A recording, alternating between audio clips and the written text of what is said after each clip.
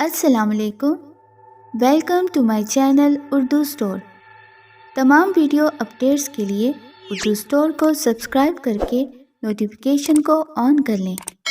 تو چلیے سنتے ہیں آج کی ویڈیو میں ایک روح کے انتقام کی پراسرار داستان حیرت۔ عادل وہ صوفے پر بیٹھتے ہوئے بولی، بیٹھ جاؤ اور مجھے بتاؤ کہ فاروق مرزا کو تم پر شک تو نہیں ہوا؟ شک؟ عادل نے منہ بنایا، وہ تو مجھے گرم سلاخوں سے داغنا چاہتا تھا۔ تمہاری وجہ سے میں مصیبت میں پھنس گیا، شاید آئندہ نہ بچ سکوں۔ گھبراؤ مت، میں تمہاری طرف سے غافل نہیں رہتی۔ وہ ہنسی، پتہ ہے تم کیسے بچ گئے تھے؟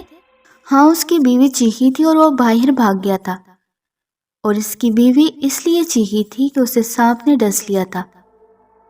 وہ عادل کی بات قطع کرتے ہوئے تیزی سے بولی، اور اس سانپ کا میں نے انتظام کیا تھا کہ تمہیں فرار ہونے کا موقع مل جائے۔ اوہ! عادل بے ساختہ اچھل پڑا۔ کیا واقعی؟ میں سچ کہہ رہی ہوں۔ جو ہی مجھے خبر ملی کہ وہ تمہیں اذیت پہنچا کر تمہاری اصلیت معلوم کرنا چاہتا ہے تو میں نے اپنی طاقت سے کام لے کر وہاں سانپ بھیج دیا تھا۔ اچھا، مگر تم سانپ سے فاروق کو بھی تو ڈسوا کر ہلاک کر سکتی ہو، پھر تم مجھے کیوں دشواریوں میں ڈال رہی ہو؟ عادل، کیا تم اتنے ہی بزدل ہو کہ ایک ہی دن میں ہمت ہار بیٹھے؟ زینت بیگم نے اسے گھورا، کیا ظلم کے خلاف اسی طرح جہاد کیا جاتا ہے؟ نہیں، میں تو یوں ہی پوچھ رہا تھا۔ عادل سٹپٹا کر رہ گیا۔ دیکھو، میں نے فاروق مرزا سے اپنی بیٹی رضیہ کی عزت اور موت کا انتقام لینے کا عہد کر رکھا ہے، اور انتقام اتنا آسان نہیں لیا جاتا کہ دشمن کو کوئی بھی اذیت دیے بغیر مر جائے۔ میں بھی فاروق مرزا کو آسان موت نہیں مارنا چاہتی۔ میری خواہش ہے کہ رضیہ کی لاش کے سامنے اس کا دم نکلے۔ اس کی آواز ایک دم تیز ہو گئی اور لہجے میں آتش فشاں دہکنے لگا تھا۔ چنانچہ تم بھی کوشش یہی کرنا کہ کسی بھی طرح اس پر قابو پا کر اسے یہاں لے آؤ، تاکہ میں اسے بھیانک موت کی سزا دے کر رضیہ کی روح کو خوش کر سکوں۔ مجھے بتاؤ کہ اب مجھے کیا کرنا ہے؟ وہ تو بہت طاقتور آدمی لگتا ہے، اس کے ملازم کے پاس اسلحہ بھی ہے۔ ہاں، اس نے پورا ایک گروہ بنا رکھا ہے، بدماش اور جرائم پیشہ افراد پر مشتمل۔ بظاہر اس نے امپورٹ اور ایکسپورٹ کا دفتر بنا رکھا ہے، لیکن اصل میں وہ اسلحہ اور منشیات کی اسمگلنگ کرتا ہے۔ FM ایکسپورٹ ایجنسی کی آڑ میں وہ بلیک بزنس کر رہا ہے، زینت بیگم نے بتایا۔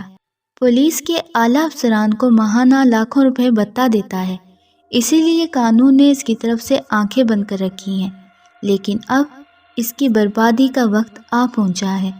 قانون بھی اسے میرے انتقام سے نہیں بچا سکے گا، بشرط یہ کہ تم ہمت سے کام لو اور میری ہدایت کے مطابق قدم اٹھاؤ۔ عادل نے وعدہ کیا کہ وہ اب اس کی ہدایت پر عمل کرے گا۔ تب وہ اسے ایک منصوبہ بتانے لگی۔ اگلی صبح عادل کو تکیے کے نیچے سے مزید 10,000 کے نوٹوں کی گڈی مل گئی۔ زینت بیگم کے پلان پر عمل درآمد کے لیے یہ رقم ضروری تھی۔ ناشتے کے بعد وہ آؤٹ ڈور ورک کا بہانہ بنا کر گھر سے نکلا اور سیدھا ایک موبائل فون ڈیلر کے پاس جا پہنچا۔ وہاں سے اس نے موبائل فون اور کنیکشن حاصل کیا، پھر صدر جا کر وہاں سے ریڈی میڈ میک اپ کا سامان خریدا اور اکبر روڈ کے ایک موٹر سائیکل ڈیلر سے قسطوں پر ایک موٹر سائیکل لی۔ ان کاموں میں دوپہر ہو گئی۔ گھر آیا تو لنچ تیار تھا۔ اس کے پاس موٹر سائیکل اور موبائل دیکھ کر فوزیہ حیرت سے اچھل پڑی۔ عادل نے یہ کہہ کر اس کی حیرت دور کر دی کہ موبائل اور گاڑی کا انتظام اس کے ورک انچارج نے کیا ہے۔ فوزیہ، لنچ کے دوران اس نے فوزیہ سے کہا، کل سے میرا نائٹ شفٹ میں کام شروع ہو رہا ہے اور میں پوری رات باہر رہوں گا، لیکن کراچی کے حالات ایسے نہیں ہیں کہ تم رات کو گھر میں تنہا رہو۔ یہاں دن دہاڑے لڑکیوں کو اغوا کر لیا جاتا ہے۔ اوہ، پھر میرا کیا بنے گا؟ وہ پریشان ہو گئی۔ تم ایک ہفتے کے لیے حیدرآباد چلی جاؤ، پھر میں تمہیں واپس لے کر آؤں گا۔ ایک ہفتہ؟ اوہ، اتنے دن میں تمہارے بغیر وہاں کیسے گزار سکوں گی عادل؟ مجبوری ہے، عادل بولا۔ میرا بھی دل نہیں چاہتا کہ تمہیں خود سے جدا کروں، لیکن روزی کا مسئلہ ہے نا۔ لنچ کے بعد فوزیہ نے روانگی کی تیاری کر لی۔ عادل نے حیدرآباد فون کر کے اپنے والدین کو بتا دیا، پھر فوزیہ کو حیدرآباد جانے والی کوچ میں بٹھانے چلا گیا۔ کوچ کی روانگی تک وہ فوزیہ کے ساتھ بیٹھا اس کا جی بہلاتا رہا۔ وہ بہت اداس ہو رہی تھی اور بار بار اس کی آنکھیں بھر آتی تھیں۔ عادل نے اسے قسم کھا کر یقین دہانی کرانے کی کوشش کی کہ وہ نائٹ شفٹ تبدیل کرانے کی پوری کوشش کرے گا اور ہو سکتا ہے کہ 3-4 دن بعد ہی اسے واپس لے آئے۔ کوچ روانہ ہو گئی اور وہ گھر واپس آ گیا۔ وہاں اس نے ڈریسنگ ٹیبل کے سامنے بیٹھ کر چہرے پر ریڈی میڈ میک اپ کا تجربہ کیا۔ گھنی داڑھی، مونچھیں، رخسار پھیلانے کے لیے ربڑ کے پیڈ، ناک بلند کرنے والے اسپرنگ، گال پر چپکانے کے لیے مسا اور رنگین شیشوں کا چشمہ۔ شام تک وہ میک اپ کی مشق کرتا رہا اور اس میں مہارت حاصل کر لی۔ فارغ ہو کر اس نے لباس تبدیل کیا، پھر میک اپ کرنا ہی چاہتا تھا کہ دستک ہوئی۔ وہ آنے والے کے بارے میں اندازہ لگاتا ہوا باہر آیا تو پراپرٹی ڈیلر کی شکل دکھائی دی۔ اس نے خوش دلی سے ڈیلر سے مصافحہ کیا۔ میں آپ کو یہ بتانے آیا ہوں کہ لینڈ لارڈ آپ سے ملنا چاہتا ہے۔ اس مکان کے بارے میں آپ سے کوئی بات کرنی ہے اس کو۔ اس نے 7 بجے آنے کے لیے کہا ہے۔ اوہ 7 بجے؟ لیکن میں تو جا رہا ہوں، عادل نے تیزی سے کہا۔ ابھی تو 6 بجے ہیں، آپ 7 بجے تک آ جائیے گا، ڈیلر نے کہا۔ بہت مشکل ہے، ایک دوست کی والدہ کی مرگ میں جانا ہے اور کفن دفن میں اس کا ہاتھ بٹھانا ہے۔ شاید 10 بج جائیں، پھر وہاں سے نائٹ شفٹ ڈیوٹی پر بھی جانا ہے۔ فی الحال میری طرف سے معذرت کر لیجئے گا۔ ڈیلر نے برا سا منہ بنایا اور رخصت ہو گیا۔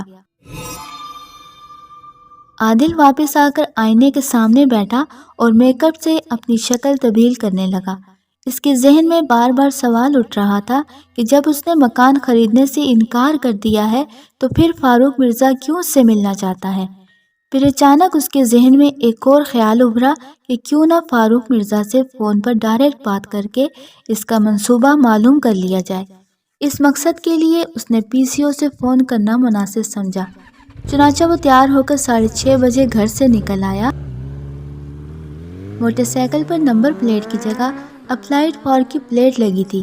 وہ لانڈی چوک پر پہنچا۔ وہاں اس نے ایک پبلک فون بوتھ سے فاروق مرزا کے گھر کے نمبروں پر کال کی، لیکن دوسری طرف اس کی بیگم نے کال ریسیو کی۔ وہ آفس سے ابھی نہیں آئے۔ آپ کون ہیں؟ ان کا کرایہ دار عادل۔ وہ مکان کے بارے میں بات کرنا چاہتے تھے۔ کیا آپ ان کے موبائل کا نمبر دے سکتی ہیں؟ نہیں، البتہ آفس کا نمبر مل سکتا ہے، بیگم فاروق نے کہا۔ پھر اس نے نمبر بتایا اور عادل سلسلہ منقطع کر کے آفس کے نمبر ڈائل کرنے لگا۔ ڈیلر کی بات سن کر فاروق مرزا کی بھویں تن گئیں۔ ٹھیک ہے، اسے کل کے لیے پابند کر دینا، بلکہ کل دوپہر 3 بجے اپنے ساتھ میرے آفس لے آنا۔ اس نے ریسیور رکھا اور بیل بجائی۔ فوراً ہی اس کی خوبصورت لیڈی سیکرٹری دروازہ کھول کر اندر آ گئی۔ رفیق کو بلاؤ، فاروق نے اس کی طرف دیکھ کر کہا۔ سیکرٹری پلٹ کر باہر چلی گئی۔ چند لمحوں بعد ایک آدمی اندر آیا۔ اس کے چہرے پر گھنی مونچھیں تھی اور عمر 40 برس کے قریب تھی۔ یس باس، اس نے مؤدبانہ لہجے میں کہا۔ یقیناً اسی کا نام رفیق تھا۔ تم لانڈی چلے جاؤ، وہاں میرا مکان ہے جس میں عادل نام کا کرایہ دار رہتا ہے۔ فاروق اسے ہدایت دینے لگا۔ رائٹ باس، اور کوئی حکم؟ اس نے پوچھا۔ اپنا موبائل فون ساتھ لے جانا اور مجھے فوری رپورٹ کرنا، اوکے؟ رفیق باہر چلا گیا۔ تقریباً نصف گھنٹے بعد فون کی گھنٹی بجی۔ اس نے چونکتے ہوئے ریسیور اٹھایا تو دوسری طرف اس کی بیگم تھی۔ ہاں بیگم، خیریت؟ اس نے پوچھا۔ کرایہ دار عادل کا فون آیا تھا، وہ آپ سے بات کرنا چاہتا تھا اور آپ کا موبائل نمبر مانگ رہا تھا، لیکن میں نے اسے آپ کے آفس کا نمبر دے دیا ہے۔ اس کی بات سن کر فاروق مرزا چونکا، پھر بولا، ٹھیک ہے، میں دیکھ لوں گا۔ اس نے ریسیور رکھا ہی تھا کہ گھنٹی دوبارہ بجی اور اس نے ریسیور اٹھا لیا۔ ہیلو، فاروق سپیکنگ، میں عادل بول رہا ہوں فاروق صاحب۔ دوسری طرف سے آواز آئی۔ ڈیلر نے میری طرف سے معذرت کر لی ہوگی۔ ہاں، آپ کہاں سے بول رہے ہیں؟ اس نے پوچھا۔ اپنے دوست کے گھر سے۔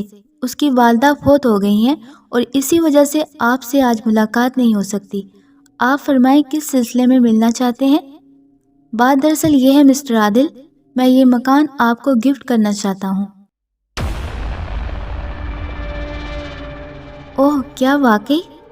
دوسری طرف سے عادل کی تحقیر آمیز آواز آئی۔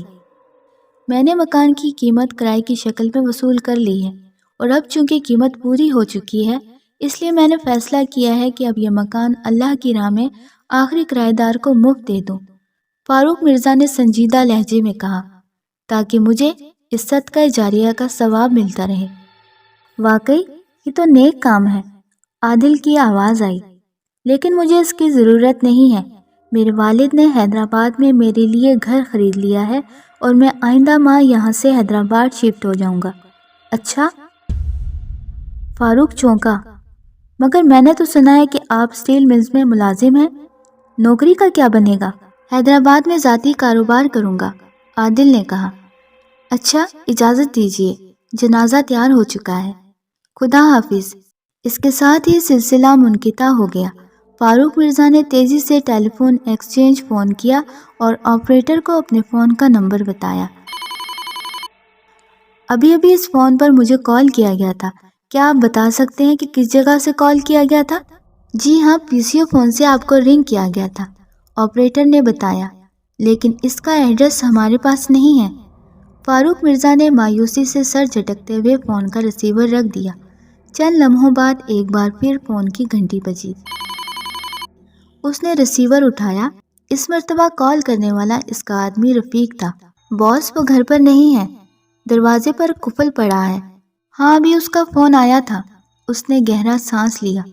تم فی الحال واپس آ جاؤ، آج اس کی نائٹ شفٹ پر ڈیوٹی ہے، صبح دیکھا جائے گا۔ رائٹ سر، اور کوئی حکم؟ رفیق نے دوسری طرف سے پوچھا، لیکن اس نے جواب دیے بغیر ریسیور رکھ دیا۔ اس کا ذہن الجھا ہوا تھا اور اس کا باعث افضل تھا جو اس کے بنگلے سے فرار ہو گیا تھا۔ عادل کو حیرت ہوئی تھی کہ فاروق مرزا صدقہ جاریہ کے طور پر اپنا مکان اسے دینا چاہتا تھا۔ آخر کیوں؟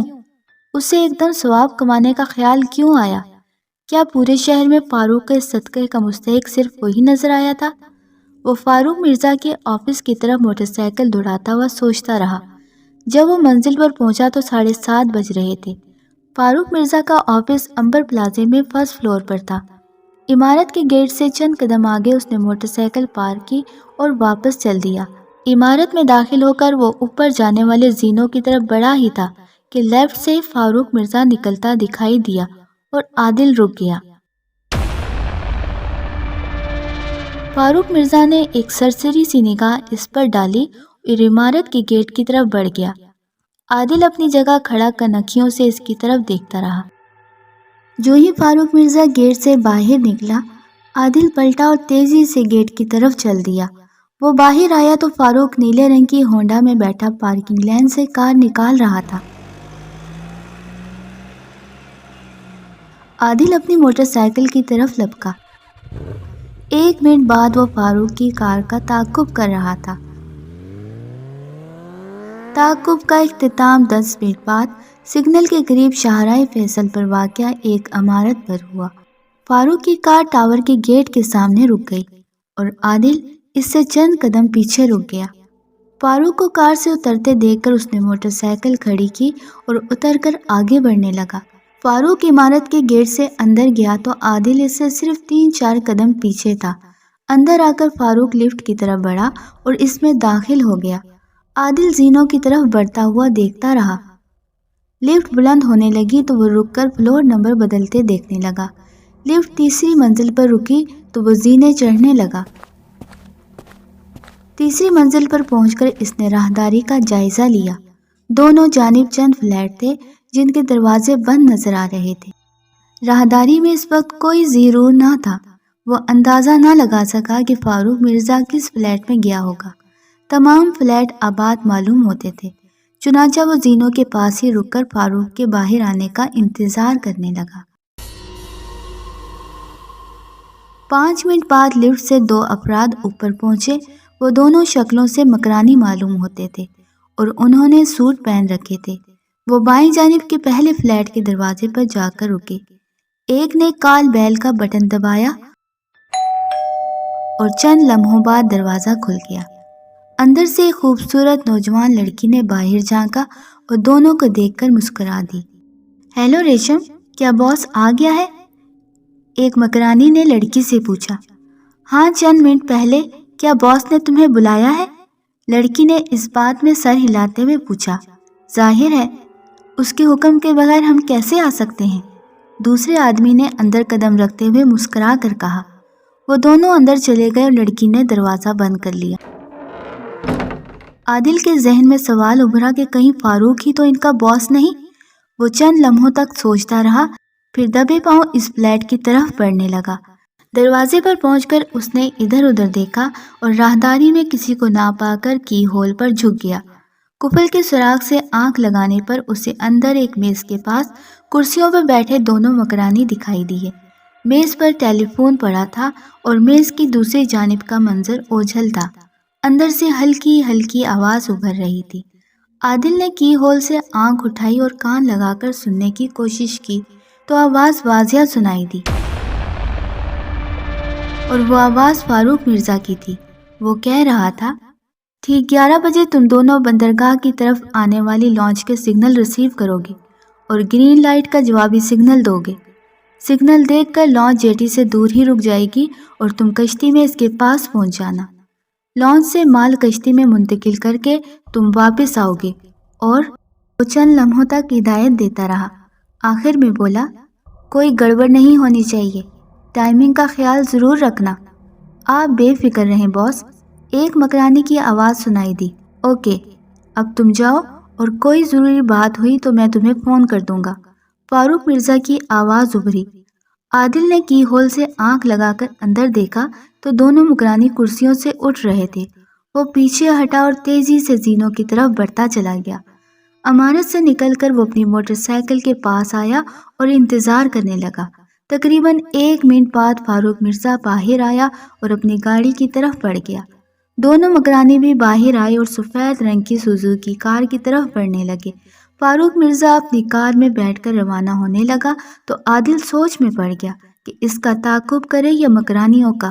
ایک لمحے میں ہی اس نے فیصلہ کر لیا کہ فاروق ہی کا پیچھا کرے۔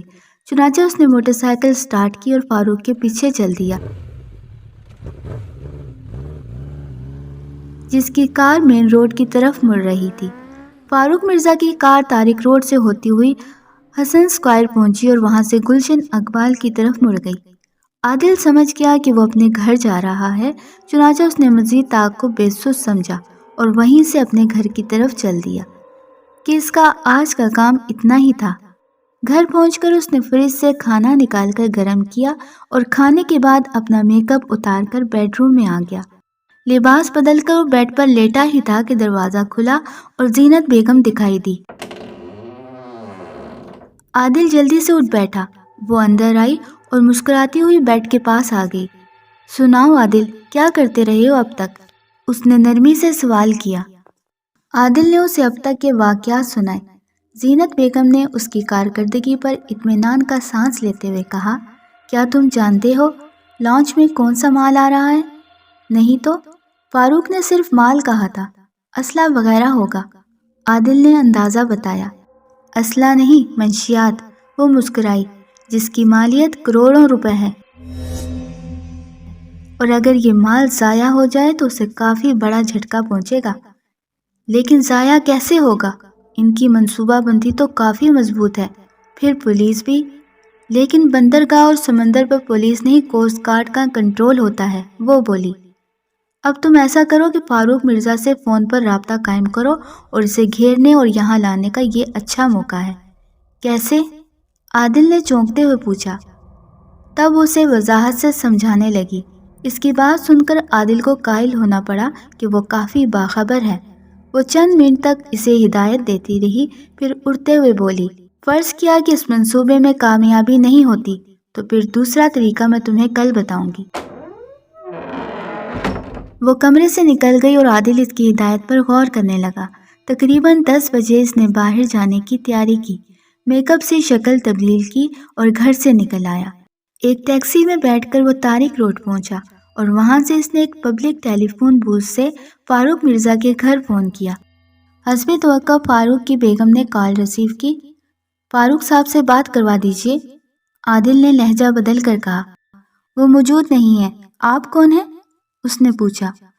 ڈپٹی انسپکٹر کوسٹ گارڈ، عادل نے بتایا۔ انہیں میرا نمبر دے دیجیے، اگر وہ 11 بجے سے پہلے مجھ سے بات کر لیں تو یہ ان کے لیے بہت اچھا ہوگا، یا پھر آپ ایسا کیجیے کہ مجھے ان کا نمبر دے دیجیے، وہ آپ کو خود کال کر لیں گے، اپنا نمبر دے دیجیے، بیگم فاروق نے دوسری طرف سے کہا۔ عادل نے اپنے موبائل کا نمبر بتایا اور فون بند کر دیا، پھر ٹیکسی میں آ بیٹھا اور ڈرائیور اس کے اشارے پر واپس چل دیا۔ ابھی ٹیکسی ایئرپورٹ کے پاس ہی پہنچی تھی کہ عادل کو ایک دم خیال آ گیا کہ اگر فاروق مرزا نے فون کیا تو ٹیکسی کی آواز اسے سنائی دے گی۔ چنانچہ اس نے ٹیکسی رکوائی اور اتر کر قریب ہی واقع ریسٹورنٹ کی طرف بڑھ گیا، لیکن ریسٹورنٹ میں داخل ہونے سے پہلے ہی اس کی جیب میں رکھی موبائل کی گھنٹی بجنے لگی۔ وہ چونکا اور جیب سے موبائل نکال لیا۔ بیگم کی کال سن کر فاروق مرزا فکر مند ہو گیا اور سوچنے لگا کہ کوسٹ گارڈ کا ڈپٹی ڈائریکٹر کیا چاہتا ہے۔ آج تک اس کا کوسٹ گارڈ کے کسی افسر سے کوئی معاملہ نہیں ہوا تھا اور نہ ہی کبھی اس کی ضرورت پیش آئی تھی۔ پریشانی کی بات یہ تھی کہ 11 بجے اس کے آدمیوں کو لانچ سے مال وصول کرنا تھا اور ڈپٹی ڈائریکٹر 11 بجے سے پہلے بات کرنا چاہتا تھا۔ اس کے پیغام میں دھمکی پوشیدہ تھی۔ اس کا مطلب تھا کہ اگر وہ 11 بجے سے پہلے اس سے رابطہ قائم نہیں کرے گا تو اس کے حق میں بہتر نہ ہوگا۔ وہ چند منٹ تک کشمکش میں مبتلا رہا، پھر اس نے میز پر رکھا اپنا موبائل اٹھایا اور ڈپٹی ڈائریکٹر کے نمبر ملانے لگا۔ ہیلو، آصف عظیم بول رہا ہوں۔ سلسلہ ملنے پر آواز آئی۔ میں فاروق مرزا ہوں، ڈپٹی ڈائریکٹر صاحب سے بات کرنا تھی، فاروق نے بتایا۔ ہاں، فاروق صاحب کیسے مزاج ہیں؟ دوسری طرف سے کہا گیا اور وہ سمجھ گیا کہ آصف ہی ڈپٹی ڈائریکٹر ہے۔ ٹھیک ہوں، آپ سنائیں، کیسے یاد کیا تھا؟ اس نے محتاط انداز میں کہا۔ مجھے معلوم ہوا ہے کہ آپ کا مال آنے والا ہے، اس سلسلے میں بات کرنا تھی تاکہ کوسٹ گارڈ کو ایکشن نہ لینا پڑے۔ آپ کو غلط اطلاع ملی ہے، اس نے سخت لہجے میں کہا۔ شاید آپ کو علم نہیں ہے کہ میں کون ہوں اور میرا بزنس کیا ہے۔ سب کچھ پتہ ہے، آصف کی آواز آئی۔ بہرحال اگر آپ مال بچانا چاہتے ہیں تو مجھ سے معاملہ طے کر لیں، ورنہ تھینک یو، میرا کسی مال سے تعلق نہیں ہے، آپ جو دل چاہے کریں۔ ٹھیک ہے، اگر آپ کا اس مال سے کوئی تعلق نہیں ہے تو میں دوبارہ آپ سے رابطہ قائم نہیں کروں گا، اوکے؟ اس کے ساتھ یہ سلسلہ منقطع ہو گیا، لیکن فاروق مرزا سمجھ گیا کہ اب اس کے مال کی خیر نہیں ہے اور مال کے ساتھ اس کے آدمی بھی پکڑے گئے تو وہ پھر سب کچھ حکام اور پریس کے سامنے آ جائے گا۔ وہ پریشانی کے عالم میں ٹہلنے لگا۔ چند منٹ بعد اس نے کوئی فیصلہ کیا اور فون اٹھا کر نمبر ملانے لگا۔ ہیلو، رشید بول رہا ہوں۔ سلسلہ ملنے پر آواز آئی۔ فاروق بول رہا ہوں، اس نے سخت لہجے میں کہا۔ یس باس، حکم؟ رشید کا لہجہ مؤدبانہ ہو گیا۔ کوسٹ گارڈ کے ڈپٹی ڈائریکٹر آصف عظیم کے بارے میں فوری طور پر معلومات درکار ہیں، اس کے لیے فوراً اپنے دوستوں سے رابطہ قائم کر کے پوچھ گچھ کرو۔ 5 منٹ بعد مجھے تمہاری رپورٹ ملنی چاہیے، اوکے؟ اس نے مزید کوئی بات کہے بغیر سلسلہ منقطع کیا اور دوبارہ نمبر ملائے۔ اس بار اس نے رفیق سے رابطہ قائم کر کے اسے چند ہدایات دیں۔ اس نے موبائل آف کیا اور ایک سگریٹ سلگا کر گہرے گہرے کش لینے لگا۔ چند لمحوں بعد اس کا ایک ملازم چائے لے آیا۔ ڈرائیور کو بھیجو، اس نے ملازم سے کہا۔ ملازم باہر نکل گیا۔ نصف منٹ بعد ڈرائیور اندر آیا۔ یس سر، کیا تم اس آدمی افضل کی آواز پہچان سکتے ہو جو اس دن ہمارے گھر سے بھاگ گیا تھا؟ اس نے پوچھا۔ کیوں نہیں جناب، کیا وہ مل گیا؟ نہیں، لیکن میں ایک آواز کی تم سے شناخت کرانا چاہتا ہوں۔ یہ کہہ کر اس نے deputy director coast guard Asif Azeem کے فون نمبر پر رنگ کیا اور موبائل ڈرائیور کے ہاتھ میں دیتے ہوئے کہا، آواز سن کر آف کر دینا۔ ڈرائیور نے موبائل فون کان سے لگایا۔ ہیلو، آصف بول رہا ہوں، آواز سنائی دی۔ ڈرائیور نے کچھ کہے بغیر فون آف کر دیا۔ اس کے چہرے سے حیرت نظر آ رہی تھی۔ باس، آواز تو اسی کی تھی، لیکن اس نے نام آصف بتایا ہے۔ اس کی بات سن کر فاروق مرزا کو حیرت کا جھٹکا لگا اور اس کی پریشانی میں اضافہ ہو گیا۔ عادل کو فاروق مرزا سے بات کر کے مایوسی ہوئی، کیونکہ اس نے یہ بات تسلیم کرنے سے ہی انکار کر دیا تھا کہ 11 بجے آنے والے مال سے اس کا کوئی تعلق ہے۔ چنانچہ وہ واپس گھر کو چل دیا۔ ٹیکسی سے اتر کر وہ گلی میں داخل ہوا۔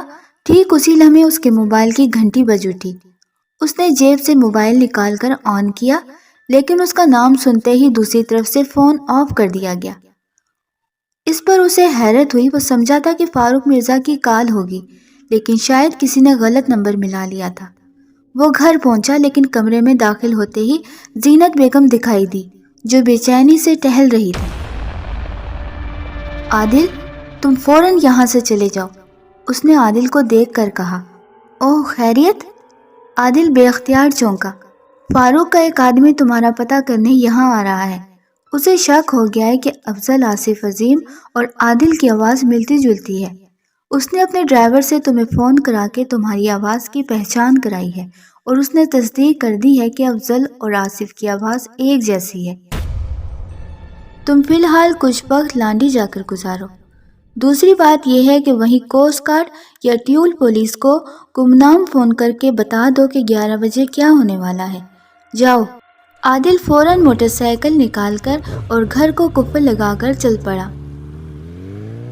لانڈی چوک پہنچ کر اس نے پہلے تو ایک پبلک فون بوتھ سے ٹیلی فون ایکسچینج سے رابطہ قائم کیا اور کوسٹ گارڈ ہیڈ کوارٹر کے نمبر معلوم کیے۔ پھر ان نمبروں پر کال کر کے فاروق مرزا کا مال آنے کی اطلاع دی۔ فون کر کے وہ ایک ہوٹل میں آ بیٹھا اور چائے نوشی میں وقت گزارنے لگا۔ وہ سوچ رہا تھا کہ ہو سکتا ہے کہ کوسٹ گارڈ والے اس کی اطلاع پر ایکشن نہ لیں۔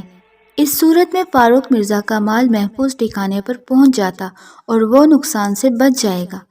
چند منٹ بعد اس نے گھڑی پر نظر ڈالی تو 11 بج چکے تھے۔ اس نے چائے کا بل ادا کیا اور واپس گھر کی طرف چل دیا۔ دوسری صبح وہ ناشتہ کر کے قریبی ہوٹل تک گیا۔ واپس آیا تو گلی کے نکڑ پر کھڑے شخص کو دیکھ کر وہ چونکے بغیر نہ رہ سکا، کیونکہ وہ آدمی اسے غور سے دیکھ رہا تھا۔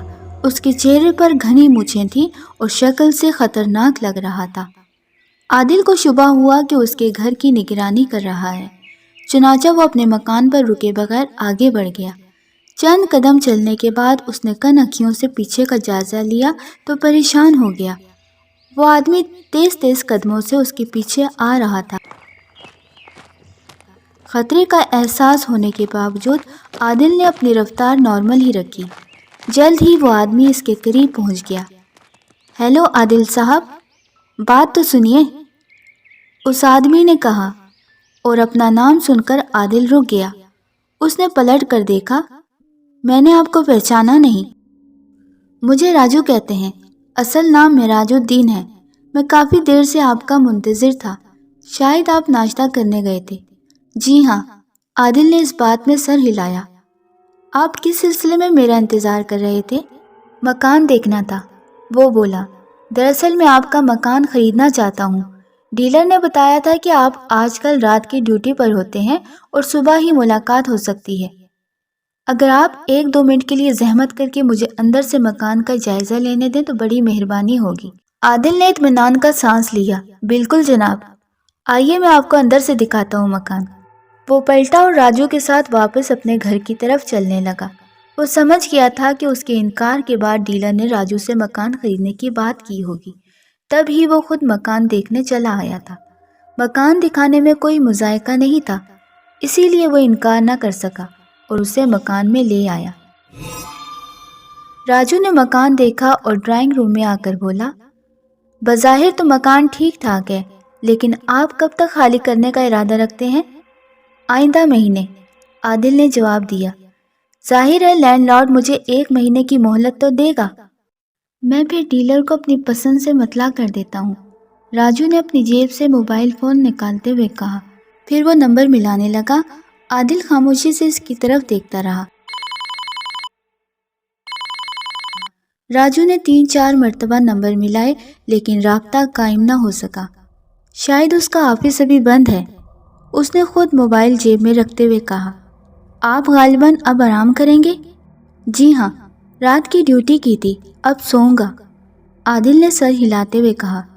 ٹھیک ہے، مجھے اجازت دیجیے، شام کو شاید میں اپنی بیگم کو مکان دکھانے کے لیے لے آؤں۔ عادل کچھ نہ بولا، وہ اس کے ساتھ ہی دروازے تک آیا۔ راجو مسافہ کر کے چلا گیا تو اس نے دروازہ بند کیا اور ڈرائنگ روم میں آ بیٹھا۔ اسی لمحے اس کی نگاہ ایش ٹرے کے نیچے رکھے کاغذ پہ پڑی اور اس نے چونکتے ہوئے وہ کاغذ نکال لیا۔ عادل، گزشتہ رات فاروق مرزا کا مال لانے والی لانچ اور عملہ پکڑا گیا تھا۔ ایک مکرانی بھی گرفتار ہو گیا مگر دوسرا فرار ہو گیا، اور اس کی اطلاع پر فاروق مرزا اپنے گھر سے کسی دوسرے ٹھکانے پر چلا گیا ہے۔ وہ رات سے پریشان ہے، چونکہ آواز کی مماثلت سے اسے تم پر شبہ ہے، پھر وہ تصدیق بھی کر چکا ہے کہ کوسٹ گارڈ میں آصف اعظم نامی کوئی آفیسر نہیں ہے، اس لیے اس نے راجو کو یہاں بھیجا جس کا اصل نام رفیق ہے۔ وہ صرف یہ تصدیق کرنے آیا تھا کہ تم گھر پر موجود ہو۔ اس نے موبائل پر فاروق مرزا کو تمہاری موجودگی کی اطلاع دینے کی کوشش کی تھی، لیکن میں نے رابطہ قائم ہونے نہیں دیا تاکہ وہ فون کرنے باہر جائے اور میں تمہیں خبردار کر دوں۔ وہ ابھی پی سی او سے فون کر کے واپس آئے گا۔ فاروق مرزا نہ جانے اسے کیا ہدایت دے، بہرحال مجھے یقین ہے کہ فاروق مرزا اس کی کال سنتے ہی چلا آئے گا۔ تم اسے کسی بہانے تہہ خانے کا رستہ دکھانا، بس اس کے بعد وہ جانے اور میں جانوں۔ وہ زینت بیگم کی تحریر تھی۔ آخر میں اس نے عادل کے لیے چند ہدایات لکھی تھی جو اس نے ذہن نشین کی اور خط کو ایش ٹرے میں جلا دیا۔ پھر وہ بیڈ روم میں آیا اور تیزی سے اپنا حلیہ تبدیل کرنے لگا۔ میک اپ کرنے کے بعد اس نے لباس تبدیل کیا اور ڈرائنگ روم میں آ کر انتظار کرنے لگا۔ تقریباً 15 منٹ گزرتے ہی بیرونی دروازے پر دستک ہوئی اور وہ اٹھ کر باہر آ گیا۔ اس نے دروازہ کھولا تو باہر راجو اور فاروق مرزا کھڑے تھے۔ راجو اسے دیکھ کر چونکا۔ جی فرمائیے، عادل نے آواز بدل کر کہا۔ عادل صاحب سے ملنا ہے، راجو نے اسے غور سے دیکھتے ہوئے کہا۔ آئیے، وہ ذرا نہا رہا ہے، باتھ روم میں ہے، اس نے ایک طرف چلتے ہوئے کہا۔ وہ دونوں اندر آ گئے۔ عادل دروازہ بند کر کے ان کے آگے چل رہا تھا۔ ڈرائنگ روم میں پہنچ کر اس نے کہا، تشریف رکھیے۔ آپ کون ہیں؟ فاروق مرزا نے اسے گھورتے ہوئے سوال کیا۔ میں عادل کا بزنس پارٹنر ہوں، چند منٹ پہلے آیا تھا۔ تو کیا وہ اسٹیل ملز میں نوکری کے علاوہ کوئی بزنس بھی کرتا ہے؟ فاروق مرزا حیرت سے بولا۔ جی ہاں، مگر آپ کون؟ عادل نے پوچھا۔ میں اس مکان کا مالک ہوں، آپ کا کس قسم کا بزنس ہے؟ سوری، میں بتا نہیں سکتا، عادل نے مسکراتے ہوئے معذرت کی۔ البتہ عادل آپ کو بتانا چاہے تو اس کی مرضی، کوئی بات نہیں۔ وہ کتنی دیر میں فارغ ہوگا؟ مجھے ذرا جلدی ہے، واپس جانا ہے، میں اسے آواز دیتا ہوں، عادل نے کہا۔ دراصل وہ تہہ خانے میں مال کی گنتی کر رہا ہے۔ پھر وہ اس صوفے کی طرف بڑھا جس کے نیچے تہہ خانے کا راستہ تھا۔ اس نے صوفہ اٹھا کر ایک طرف رکھا، نیچے خلا تھا جس میں روشنی تھی۔ عادل، جلدی آؤ بھائی، تمہارے لینڈ لارڈ ملنے آئے ہیں، اس نے جھک کر بلند آواز سے کہا۔ رہنے دو، ہم خود نیچے چلے جاتے ہیں، فاروق مرزا نے تیزی سے کہا۔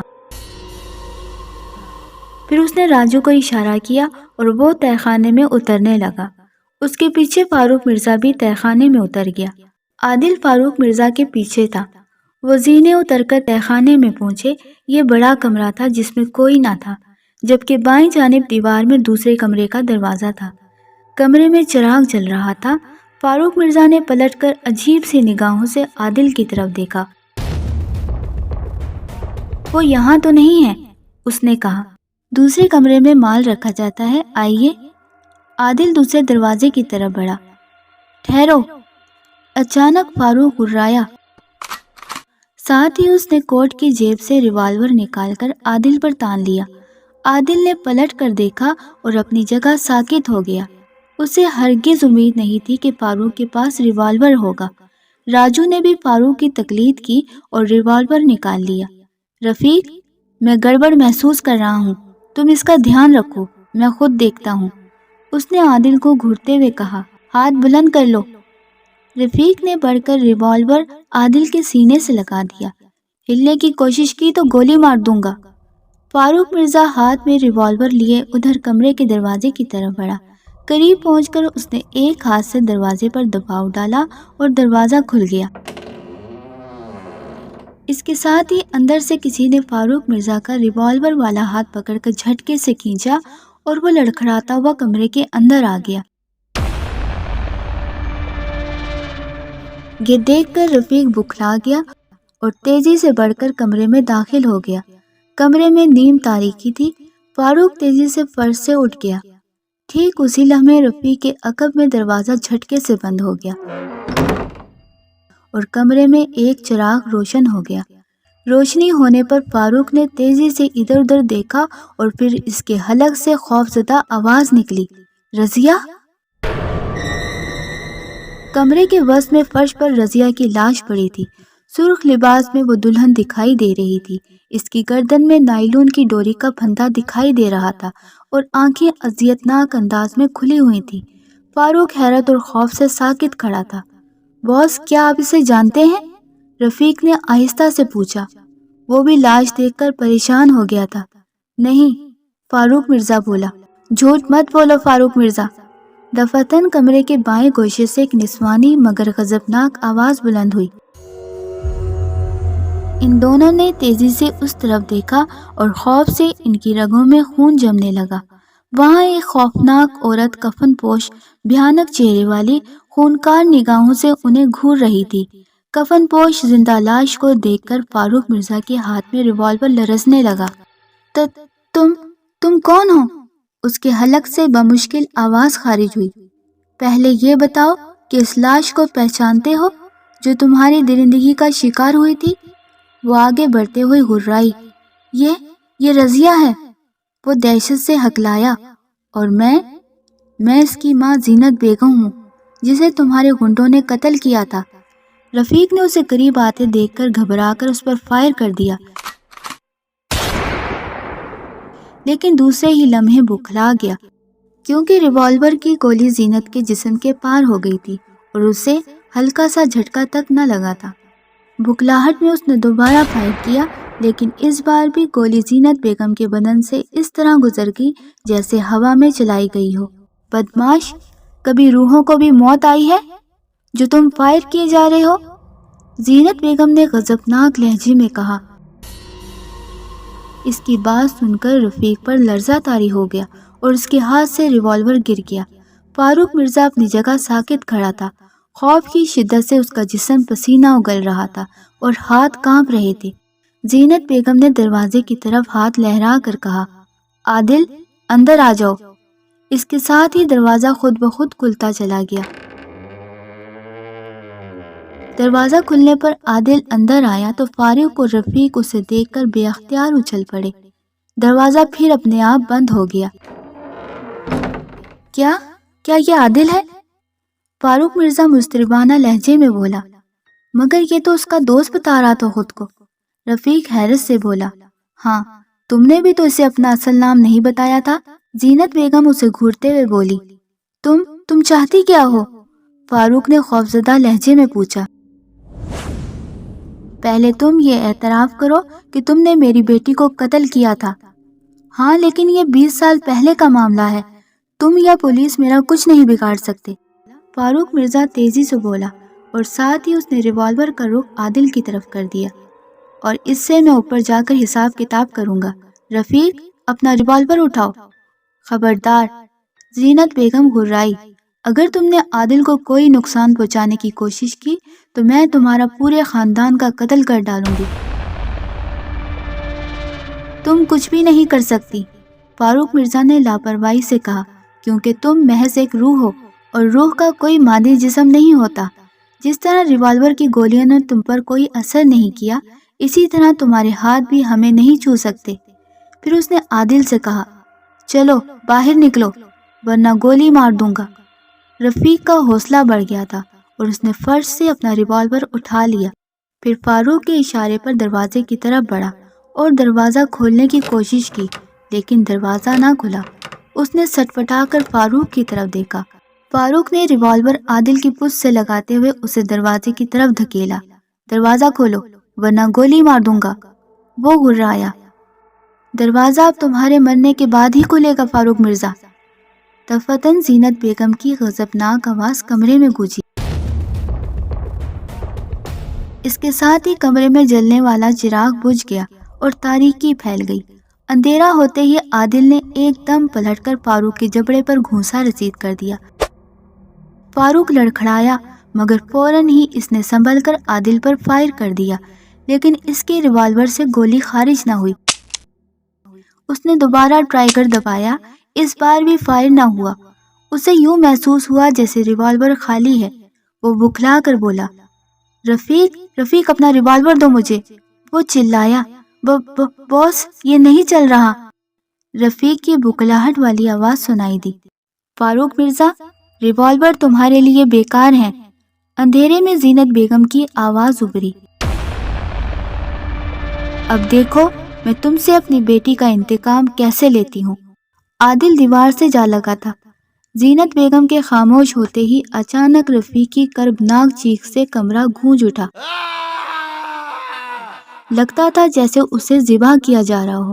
اس کی اذیتناک چیخیں سن کر فاروق مرزا خوف سے کانپنے لگا اور ریوالور اس کے ہاتھ سے گر گیا۔ وہ اندازے سے دروازے کی طرف بڑھا مگر اسی لمحے اچھل کر پشت کے بل فرش پر آ گرا۔ اسے یوں محسوس ہوا جیسے کسی نے اسے دھکا دیا ہو۔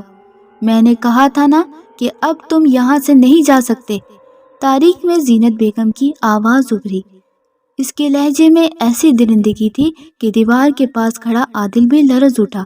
پھر اس فاروق کی اذیتناک چیخیں سنائی دینے لگی۔ یوں لگتا تھا جیسے اس کی شاہرگ پہ چھری چلائی جا رہی ہو۔ 2 منٹ بعد اس کی چیخیں معدوم ہو گئیں اور زینت بیگم کی پرسکون آواز بلند ہوئی،